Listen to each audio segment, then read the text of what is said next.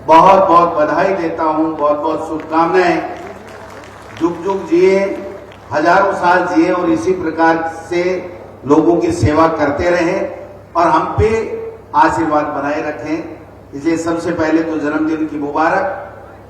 और आज राजस्थान के हमारे लोकप्रिय मुख्यमंत्री आदरणीय अशोक गहलोत साहब, यहां पर हमारे प्रभारी राजस्थान पंजाब के पूर्व डिप्टी सीएम आदरणीय सुखजिंदर रंधावा साहब, यहां पर प्रभारी मंत्री आदरणीय मेरे भाई रमेश मीणा जी, आपके अपने जिले के मंत्री आदरणीय सुभाष गर्ग जी, हमारे विधायक नगर वाजिब अली साहब, नदबई के विधायक अवाना साहब, यहां पर बैठे हुए हमारे तमाम सम्मानित मंच प्रधान चेयरमैन महाराज साहब की सिस्टर भी विराजमान है, मैं उनको भी प्रणाम करता हूं। आप सब आदरणीय बुजुर्गों, युवा साथियों, माताओं, बहनों, मीडिया के बंधुओं, और यहां पर सरकारी कार्यक्रम भी है, इसलिए तमाम जिले के कलेक्टर, एसपी और तमाम जिले के अधिकारी जो महंगाई राहत कैंप का संचालन शानदार तरीके से कर रहे हैं, उन सबको साथ लेते हुए मैं आप सब लोगों को बहुत बहुत धन्यवाद देना चाहूंगा। ये आज आपने एक ऐसे मौके के ऊपर महाराज साहब जो हमारे सबके नेता हैं, इनके जन्म दिवस के ऊपर माननीय मुख्यमंत्री जी को बुला करके ये जो कार्यक्रम का आयोजन किया है, इसके लिए आप बधाई के पात्र हैं। धन्यवाद देना चाहता हूं कांग्रेस पार्टी की तरफ से। आप सबके आशीर्वाद से 4.5 साल पहले में कांग्रेस की सरकार बनी। महाराज साहब को आपने यहां से चुनाव जिताया। महाराज साहब आप सबके बीच में हमेशा से रहते रहे हैं। चाहे वो चुनाव आपने देखा होगा कि जीते चाहे हारे, हमेशा जनता के बीच में रहे, जनता के सुख दुख में भागीदार बने।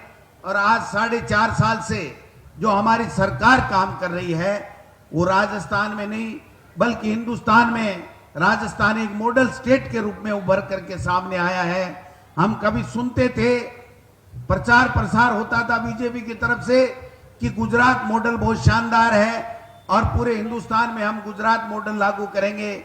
लेकिन अब हम सब एक साथ कह सकते हैं कि गुजरात मॉडल कुछ भी नहीं था। भाई को भाई से लड़ाने का मॉडल था। न वहां बिजली है, न सड़क है, न पानी है। लेकिन राजस्थान आज पूरे देश में सभी स्टेट्स में अव्वल है और एक मॉडल स्टेट के रूप में विभिन्न योजनाएं, फ्लैगशिप योजनाएं हमारी सरकार में मुख्यमंत्री जी ने और हमारी सरकार ने लागू की हैं। आपने देखा होगा कि बनते ही माननीय मुख्यमंत्री जी ने 3 दिन के अंदर 14,000 करोड़ रुपए का किसानों का कर्जा माफ किया। जो 6,000 करोड़ रुपए तो हमको भारतीय जनता पार्टी की घोषणा का जमा कराना पड़ा और 8,000 करोड़ रुपए हमारी सरकार ने, हमारे नेता राहुल गांधी जी ने कहा था कि 10 दिन में हम किसान का कोऑपरेटिव का कर्जा माफ करेंगे। माननीय मुख्यमंत्री जी ने वो करके दिखाया। आज एक भी व्यक्ति ऐसा नहीं है जिसका स्टेट कोऑपरेटिव का कोई भी कर्जा हो और वो माफ नहीं हुआ हो। लेकिन जो भारतीय जनता पार्टी है वो लोगों को बरगलाने का काम करती है, किसानों में भ्रम फैलाने की बात करती है कि जो कर्जा माफ की आपने बात की थी, वो कर्जा माफ आपने नहीं किया। मैं कहना चाहता हूं कि एक भी व्यक्ति अगर भारतीय जनता पार्टी का नेता लेकर के ले आए कि ये स्टेट कोऑपरेटिव का कर्जा था और इसका माफ नहीं हुआ, तो मैं इस मंच से उनको चैलेंज देता हूं। लेकिन नेशनलाइज बैंक और केंद्रीय सहकारी बैंक जो अमित शाह जी के अधीन आते हैं, उनके लिए माननीय मुख्यमंत्री जी ने देश के प्रधानमंत्री और देश के केंद्रीय सहकारी मंत्री अमित शाह जी को 7 बार चिट्ठी लिख दी।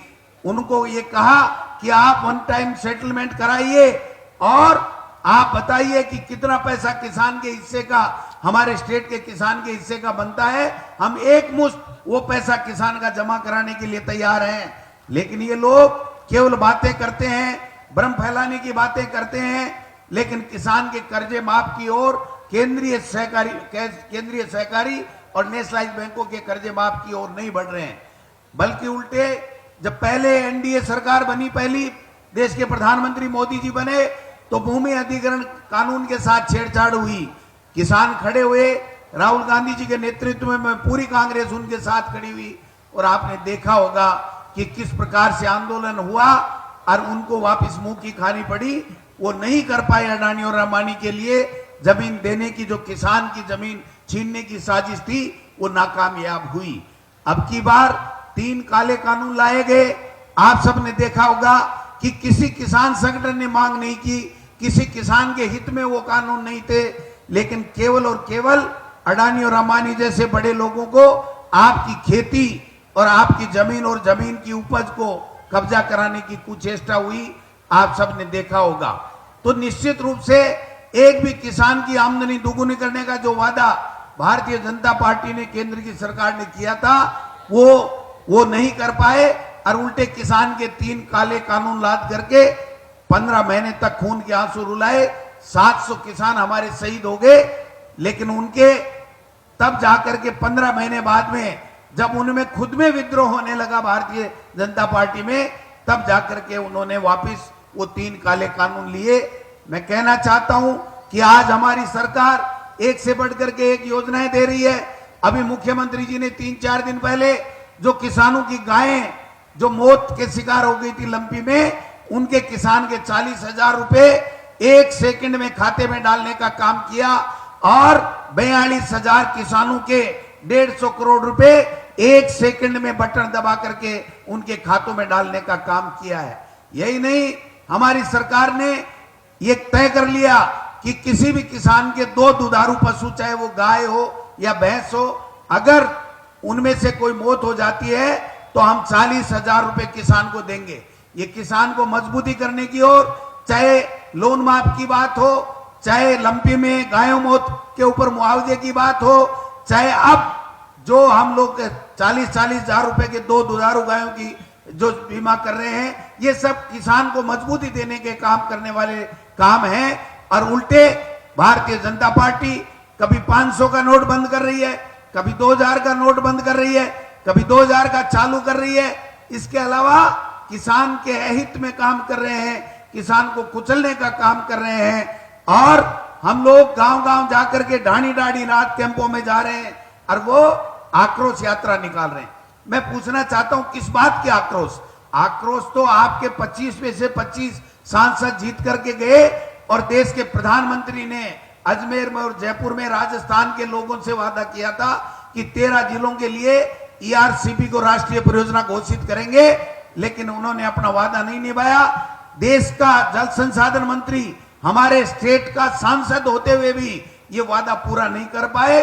तो ये कितने किसान के हितैषी हैं, कितने नहीं है, ये आपको फैसला करने की आवश्यकता है। आज माताओं और बहनों को 500 रुपए में सिलेंडर मिलेगा। 76 लाख माताओं को जो उज्ज्वला योजना में है और BPL में है, उनको 500 रुपए में गैस का सिलेंडर देंगे। अगर इनकी सोच गरीब को ऊपर उठाने की होती, उनको गरीबी से मुक्त करने की होती, तो ये फ्री में जो सिलेंडर और गैस सिलेंडर और चूल्हा दिया था, उसके साथ में फ्री में सिलेंडर देने की अगर बात करते तो हम मानते कि ये गरीब को ऊपर उठाने की बात करने वाले लोग हैं। आज शिक्षा के क्षेत्र में आमूलचूल परिवर्तन आया है। हमारे यहाँ इंग्लिश मीडियम में, महात्मा गांधी इंग्लिश मीडियम में स्कूल है, माननीय मुख्यमंत्री जी ने खोली, इन्होंने स्वीकृति दी। मैं शिक्षा मंत्री था, मैं प्रपोजल लेकर के गया, इन्होंने कहा क्या यह सक्सेस हो सकता है? मैंने कहा यह सक्सेस नहीं, 200% सक्सेस होगा। गरीब का बेटा भी अंग्रेजी मीडियम में फ्री में अपने बच्चे को पढ़ाना चाहता है, वो भी IAS और IPS बनाना चाहता है। माननीय मुख्यमंत्री जी ने केवल स्वीकृति नहीं दी, बल्कि ये कहा कि किसी प्रकार के फंड की कोई कमी इन इंग्लिश मीडियम स्कूलों में नहीं आने दी जाएगी। 10,000 टीचर अलग से इंग्लिश मीडियम में ले रहे हैं, इंटरव्यू से टीचर लगा रहे हैं। और आपने देखा होगा उच्च शिक्षा के लिए प्राइवेट कॉलेजों के ऊपर पैसे देकर के गरीब का बेटा कॉलेजी शिक्षा नहीं ले सकता था। 250 केवल 250 कॉलेज थी 70 साल में, 300 सवा 300 के लगभग इस सरकार के समय माननीय मुख्यमंत्री जी ने कॉलेज खोल करके किसान के गरीब के बेटे को निःशुल्क उच्च शिक्षा मिले, इस बात की व्यवस्था करने का काम किया। सबका इलाज फ्री हो 25 लाख रुपए तक, 5 लाख रुपए एक परिवार में, एक व्यक्ति 2 व्यक्ति अगर दुर्घटना में मौत हो गई तो 10 लाख रुपए मिलेंगे। ये इस प्रकार की योजनाएं लेकर के आए हैं कि आप समझ सकते हो। आपके पड़ोस में इधर उत्तर प्रदेश होगा, हरियाणा होगा, आप देख लीजिए कि अगर उत्तर प्रदेश हमसे 1.5 दुगुना राज्य है, लेकिन वहां पर जितनी सरकारी नौकरियां मिली हैं उससे 10 गुना नौकरियां हमारी सरकार और हमारे मुख्यमंत्री जी ने यहां राजस्थान के युवाओं को देने का काम किया है। अब केवल मात्र माहौल बनाने का काम कर रहे हैं कि राजस्थान में भ्रष्टाचार हो रहा है, राजस्थान में ये हो रहा है, राजस्थान में बेरोजगारों को रोजगार नहीं मिल रहा है। मैं पूछना चाहता हूं, पिछले 5 साल में भारतीय जनता पार्टी की सरकार थी, उनके सरकारी नौकरी के आंकड़े देख लीजिए, हमारे आंकड़े देख लीजिए। हमने 4.5 साल में जितनी नौकरियां दी है वो 5 साल में उतनी नौकरियां नहीं दे पाए। हमारे 50,000 थर्ड ग्रेड के टीचर अगस्त तक सब के सब आपकी स्कूलों में आपके बच्चों को पढ़ाने के लिए आएंगे, ये वो लोग नहीं कर पाए क्योंकि उनकी सोच ही नहीं थी। उनको केवल भ्रांति फैलानी है, केवल मात्र गुमराह करके वोट लेना चाहते हैं, धर्म के आधार पर झगड़ा करा के वोट लेना चाहते हैं, लोगों को बांट करके राजनीति करते हैं। इसलिए उनसे सावधान रहने की आवश्यकता है। आज 4.5 साल बाद में जहां भी मुख्यमंत्री जी जाते हैं, जहां भी मंत्री और हमारे संगठन के लोग जाते हैं, प्रभारी जी मैं आपसे निवेदन करना चाहता हूं, ये देखिए लोगों के चेहरे पे चमक है, ये सरकार के प्रति कितने उत्साह के साथ में यहां आए हुए हैं।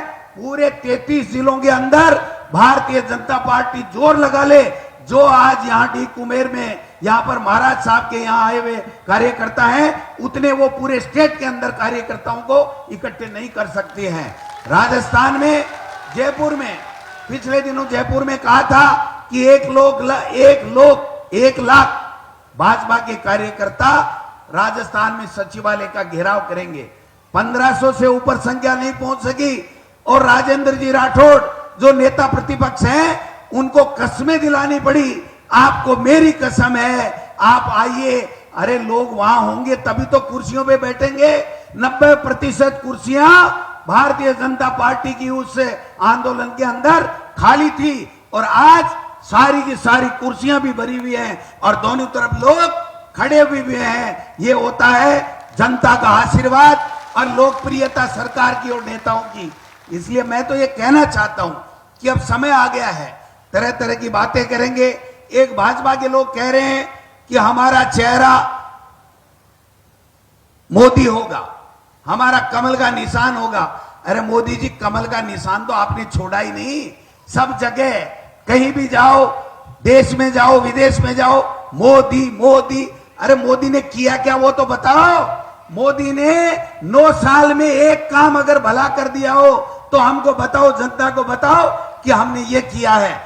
2 करोड़ लोगों को 1 साल में नौकरी देने का वादा, 18 करोड़ लोगों को अगर हमारे युवाओं को नौकरी दी हो तो उसका हिसाब बता दो। किसान की आमदनी दोगुने करने की बात की थी, आधी रह गई।